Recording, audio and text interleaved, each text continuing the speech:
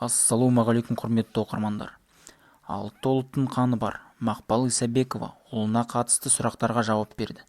Жақында тұңғышының көпшілікке таныстырған әнші Мақпал Исабекова оқырмандардың ұлына қатысты қойған сұрақтарына жауап берді.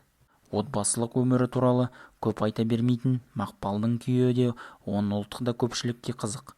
Өнер иесі сондай бір қатар сұрақтарға жауап берді. Неге ұлыңыздың есімін Теодор деп қойдыңыз? Деген сауалға әнші тегіммен әкесінің атымен үйлессін деп ұлымыздың есімін күйеуім таңдады. Теодор грек тілінен Құдайдың сыйы деп аударылады. Күйеуімнің есімі де грек тілінен алынған деп жауап қайырды. Өнер иесі ұлының ұлтын нақты айтпады және оқырмандардың мұндай сұрақтар қоймауын өтінді.